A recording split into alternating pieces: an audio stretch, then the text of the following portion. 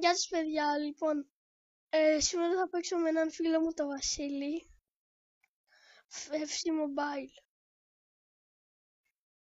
Γιατί μου λέει, Βασίλη, και πάλι μου λέει ότι δεν μπορεί να σε κάνω invite, περίμενα.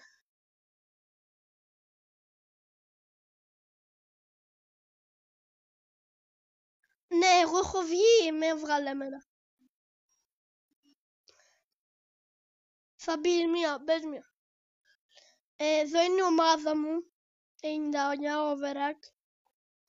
Και εδώ η ομάδα μου, περιμένετε να σας δείξω και του Βασίλη.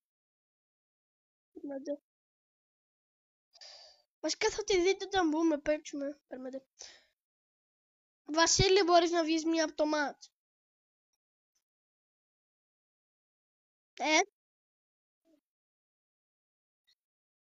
Ναι. Να ξέρεις, ακούνε, δεν σε πειράζει. Οκ. Βγες από το FC Mobile τελείως και ξαναμπες. Εντάξει. Οκ. Μετά να παίξουμε μετά θα παίξουμε και ένα match Brawl Stars.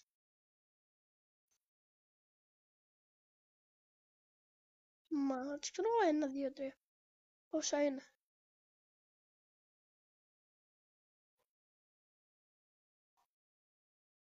Μπήκες.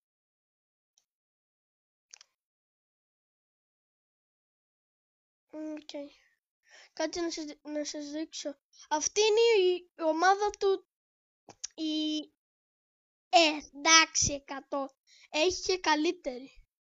Είναι 106 Ραφαέλ Λέοα, Κριστιάνο Ρονάλντο 98, Ντεμπελέ 106, Μπένιχαμ 100, Μαραντόνα 97, θα τη δείτε και μέσα στο παιχνίδι. Περιμένετε. Να μπούμε μία μαζί του, να παίξουμε. Κάτσε, θα σου στείλω, περίμενε. Σου στέλνω. Ο Βασίλης είναι level 40, over και 100 και εγώ δεν θυμάμαι τι level. Τέλος πάντων.